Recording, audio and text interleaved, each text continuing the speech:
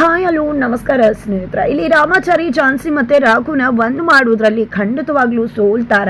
But ಹಾಗಂದ್ ಮಾತ್ರಕ್ಕೆ ಇಲ್ಲಿ ರಾಮಾಚಾರಿ ತನ್ನ ಪ್ರಯತ್ನವನ್ನ ನಿಲ್ಲಿಸೋದಿಲ್ಲ. ಅನಿತಾಗೆ ಚೊಳ್ಳೆ ಹಣ್ಣನ್ನ ತಿನ್ನಿಸಿ ರಾಘು ಝಾನ್ಸಿಯನ್ನ ಒಂದು ಮಾಡೋಕೆ ಮಾಸ್ಟರ್ ಪ್ಲಾನ್ ಅನ್ನೇ ರೆಡಿ ಮಾಡಿದ್ದಾರೆ.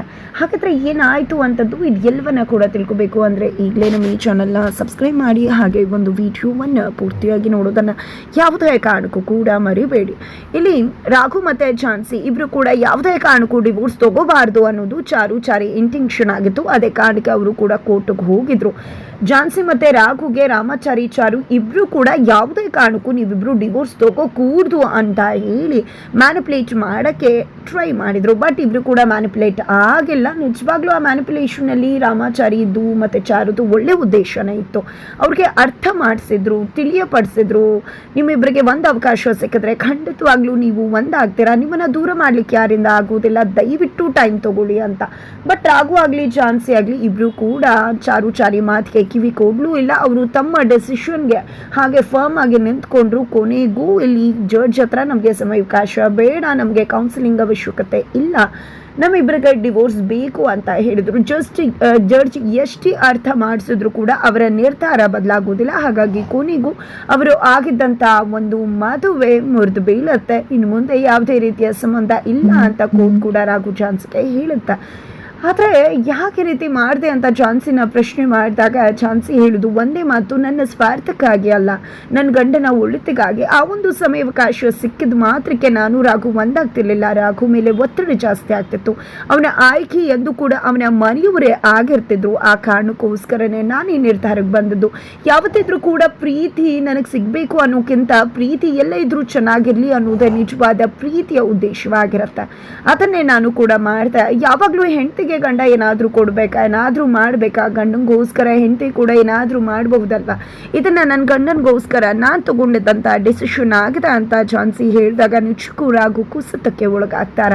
ಈ ಕಡೆ ಪಲ್ಲವಿ ಮನೆಯವರು ಎಲ್ಲರೂ ಕೂಡ ತುಂಬ ಖುಷಿಯಾಗಿದ್ದಾರೆ. ಬಿಕಾಸ್ ರಾಘು ಮತ್ತೆ ಝಾನ್ಸಿಗೆ ಡಿವೋರ್ಸ್ ಸಿಕ್ಕಿದೆ. ಅನಿತಾ ಜೊತೆ ರಾಘು ಮದುವೆ ಮಾಡಿಸ್ಬೋದು, ಪಲ್ಲವಿಗಂತೂ ನಾನು ಮನೆಗೆ ಹೋಗ್ಬಿಡ್ಬೋದು, ನನ್ನ ಗಂಡನ ಮನೆಗೆ ಅನ್ನೋ ಒಂದು ಆಸೆ ಚಿಗುರು ಹೊಡೆದ್ಬಿಟ್ಟಿದೆ. ಆದರೆ ಮನೆಗೆ ಬಂದಂಥ ರಾಘು ನಿಜವಾಗ್ಲೂ ಎಂದನಂತೆ ಮನೆಗೆ ಬರುವುದಿಲ್ಲ. ರಾಘು ಕುಡಿದು ಮನೆಗೆ ಬರ್ತಾರೆ. ರಾಘು ಮನಸ್ಸಿಗೆ ತುಂಬ ಅಂದರೆ ತುಂಬ ಖಾಸಿ ಆಗಿದೆ.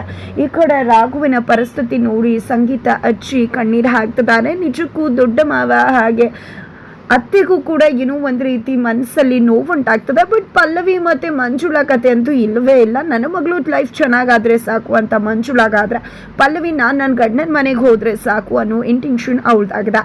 ಈ ಕಡೆ ರೂಮಲ್ಲೇ ತಂದು ರಾಘುನ ಮಲಗಿಸಿದಾಗ ರಾಘುಗೆ ಪ್ರಜ್ಞೆನೇ ಇಲ್ಲ. ಈ ಕಡೆ ಸಂಗೀತ ನೋಡಿದ್ಯಾ ನಿಮ್ಮಿಂದ ಅಣ್ಣನ ಪರಿಸ್ಥಿತಿ ಹೇಗಾಗಿದೆ ಅಂತ. ಹೆಂಡತಿಗೆ ಡಿವೋರ್ಸ್ ಕೊಟ್ಟು ಗಂಟು ಪೂರ್ತಿ ಕುಡ್ಕೊಂಡು ಬಂದಿದ್ದಾನೆ, ಪ್ರಜ್ಞೆನೇ ಇಲ್ಲ, ನೀವೇ ಇದಕ್ಕೆ ಕಾರಣ ಅಂತ. ಪಾಪ ಪ್ರಜ್ಞೆ ಅನ್ನಿಸ್ತಿಲ್ವಾ ನಿಮಗೆ ಅಂತ ಸಂಗೀತ ಕೇಳಿದಾಗ ನಾವೇ ಕಾರಣ ಆಗ್ತೀವಿ. ನನಗೆ ನನ್ನ ಗಂಡನ ಮನೆಗೆ ಹೋಗಬೇಕು ಅಷ್ಟೇ.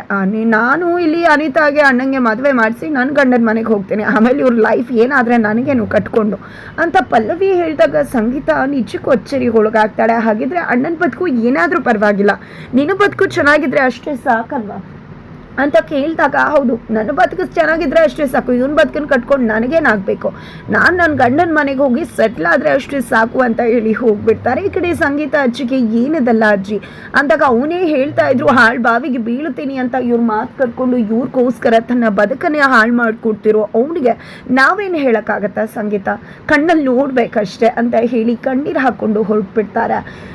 ಇತ್ತ ಕಡೆ ಚಾರು ಮತ್ತೆ ಚಾರಿ ಕೂಡ ಏನದು ಪಾಪ ಅವ್ರಿಗೆ ಹೇಗಿದಾರೋ ಮನೆಯಲ್ಲಿ ಅನ್ಕೋತಿದ್ರೆ ಇಲ್ಲಿ ಜಾನಕಿ ಅಮ್ಮ ಅವರೇ ಆಯ್ಕೆ ಮಾಡ್ಕೊಂಡಂತ ಬದುಕು ಖಂಡಿತವಾಗ್ಲೂ ಅನುಭವಿಸ್ಲಿ ಬಿಡಿ, ಅನುಭವಿಸ್ದಾಗ್ಲೇ ಅಲ್ವಾ ಗೊತ್ತಾಗೋದು ಕಷ್ಟ ಏನು ಅನ್ನೋದು ಅಂತ ಹೇಳ್ತಿದ್ದಾರೆ. ಇತ್ತ ಕಡೆ ನಿಜವಾಗ್ಲೂ ಇಂಥ ಒಂದು ತೀರ್ಮಾನಕ್ಕೆ ಬರಬಾರ್ದಿತ್ತು ಝಾನ್ಸಿ ಮತ್ತೆ ರಾಘು ಅಂತ ಹೇಳಿ ರಾಮಾಚಾರಿ ಚಾರು ಮಾತನಾಡ್ಕೋತಾರೆ. ಅತ್ತ ಕಡೆ ಸಂಪತ್ ಕುಮಾರ್ ಅವ್ರಿಗೆ ನಿಜವಾಗ್ಲೂ ಆಗತ್ತೆ, ಡಿವೋರ್ಸ್ ಆಗೋದಿಲ್ಲ, ಒಂದಷ್ಟು ಟೈಮ್ ಸಿಗ್ಬೋದು, ಅಲ್ಲಿ ಖಂಡಿತವಾಗ್ಲೂ ಬದಲಾಗ್ಬೋದು ಡಿಸಿಷನ್ಸ್ ಅಂತ ಅನ್ಕೊಂಡಿರ್ತಾರೆ. ಬಟ್ ಒಮ್ಮೆಲೆ ಡಿವೋರ್ಸ್ ಸಿಕ್ತು ಅನ್ನೋದು ವಿಷಯ ಗೊತ್ತಾಗ್ತದಾಗಿ ಕುಸಿತಕ್ಕೆ ಒಳಗಾಗ್ತಾರೆ ಅವರು ಕೂಡ.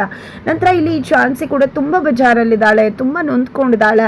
ಈ ಕಡೆ ಸಂಪತ್ ಕುಮಾರ್ ಅವ್ರಿಗೆ ಅವರ ಮೊಮ್ಮಗಳದೇ ಯೋಚನೆ ಆಗ್ಬಿಟ್ಟಿದೆ. ಅದಕ್ಕೆ ಸರಿಯಾಗಿ ತುಳಸಿ ಅವ್ರು ಕೂಡ ಬಂದಿದೆ.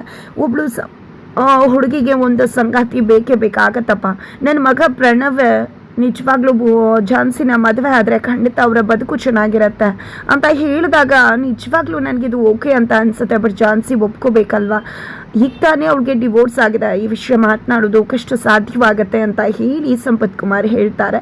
ನಂತರ ಇಲ್ಲಿ ಝಾನ್ಸಿ ಎಲ್ಲೂ ಹೋದರೂ ಕೂಡ ರಾಯ್ ಅವಳು ಹಿಂದೆನೇ ಹೋಗ್ತಿರ್ತಾರೆ. ಯಾಕೆ ರಾಯ್, ನಾನು ಏನೂ ಮಾಡ್ಕೊಳ್ಳೋದಿಲ್ಲ, ನಾನು ಸತ್ತೋಗ್ಬಿಡ್ತೀನಿ ಅನ್ನೋ ಭಯನಾ ನಿನಗೆ ಅಂದಾಗ ನನ್ನನ್ನು ಇಲ್ಲಿ ಈ ರೀತಿ ಬಿಟ್ಟಿರೋದು ಸಂಪತ್ ಕುಮಾರ್ ಸರ್, ನನ್ನ ಮೊಮ್ಮಗಳ ಹಿಂದೆನೇ ಇರು ಅಂತ ಹೇಳಿದ್ದಾರೆ. ನಿಜಕ್ಕೂ ನೀವೇನು ಯೋಚನೆ ಮಾಡ್ತಿದ್ರಾ ಮೇಡಮ್? ಆದರೆ ಅಲ್ಲಿ ಸಂಪತ್ ಕುಮಾರ್ ಸರ್ ನನ್ನ ಮೊಮ್ಮಗಳ ಜೀವನ ಹೀಗಾಗೋಯ್ತಲ್ಲ ಅಂತ ತುಂಬ ಅಂದರೆ ತುಂಬ ಸಂಕಟ ಪಡ್ತಿದ್ದಾರೆ. ಅವತ್ತು ಕೂಡ ಸಂಪತ್ ಕುಮಾರ್ ಸರ್ಗೋಸ್ಕರ ನೀವು ಸುಳ್ಳು ಹೇಳಿ ಮದುವೆ ಆದ್ರಿ, ಕಾಂಟ್ರಾಕ್ಟ್ ಮ್ಯಾರೇಜ್ ಆದ್ರಿ, ಆದರೆ ಇವತ್ತು ಒಂದು ಒಳ್ಳೆ ಮನಸ್ಸಿಂದ ರಾಘು ಸರ್ ಜೊತೆ ಬಾಳ್ಬೇಕು ಅಂದ್ಕೊಂಡ್ರಿ, ಆದರೆ ಇವತ್ತು ಒಲ್ಲದ ಮನಸ್ಸಿನಿಂದ ನೀವು ಡಿವೋರ್ಸ್ ತೊಗೊಂಡಿದ್ದೀರಾ. ಅದೇ ರೀತಿ ಮೊದಲೇ ಹೇಗೆ ನಾಟಕ ಮಾಡಿದ್ರು ಈಗಲೂ ಕೂಡ ನಾಟಕ ಮಾಡಬಹುದಲ್ವ ಸಂಪತ್ ಕುಮಾರ್ ಸರ್ ಮುಂದೆ? ನಿಜವಾಗ್ಲೂ ಅವರು ಎಷ್ಟು ಆರಾಮಾಗಿರ್ತಾರೆ. ನಿಜವಾಗ್ಲೂ ಹೀಗೆ ಆಗಿಬಿಟ್ರೆ ಖಂಡಿತ ಅವರ ಆರೋಗ್ಯ ಕೆಟ್ಟು ಹೋಗುತ್ತೆ ಅಂತ ರಾಯ್ ಹೇಳಿದಾಗ ಇಲ್ಲಿ ಝಾನ್ಸಿ ಕೂಡ ಹೌದು, ನನ್ನ ತಾತಂಗಿಂತ ಮತ್ತಿನ್ನೇನು ಮುಖ್ಯ ಅಂತ ಯೋಚನೆ ಮಾಡಿದೆ.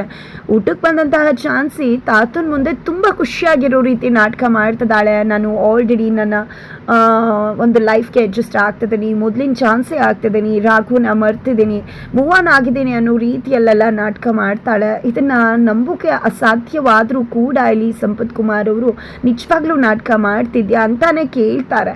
ಬಟ್ ಇಲ್ಲಿ ಇಲ್ಲ ತಾತ, ನಾನು ಯಾಕೆ ನಾಟಕ ಮಾಡಲಿ, ನಿಜವಾಗ್ಲೂ ನಾನು ಆರಾಮಾಗೇ ಇದ್ದೀನಿ, ಅದೇ ಹಳೇದನ್ನೇ ನೆನ್ಕೊಂಡು ಸುಮ್ಮನೆ ಕೂರೋಕ್ಕಾಗತ್ತಾ, ಮೂವನ್ ಆಗಲೇಬೇಕಲ್ವ ಲೈಫಲ್ಲಿ ಅಂತ.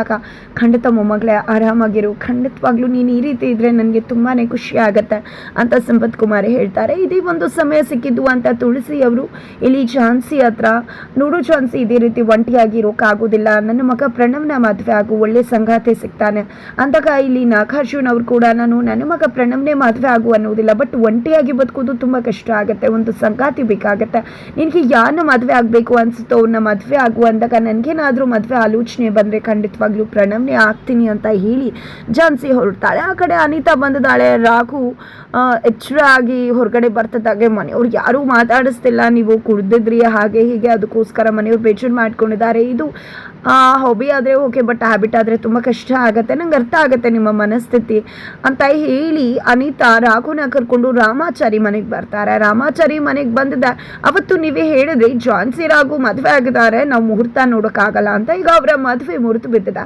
ನಮ್ಮಿಬ್ಬರ ಮದುವೆಗೆ ಮುಹೂರ್ತ ನೋಡಿ ಅಂದಾಗ ನನ್ನ ಗಂಡ ಆಗದಿರೋ ಮದುವೆಗೆ ಮುಹೂರ್ತ ನೋಡೋದಿಲ್ಲ ಅಂತ ಚಾರು ಮುಖಕ್ಕೆ ಹೊಡೆದಾಗೆ ಹೇಳ್ಬಿಡ್ತಾರೆ.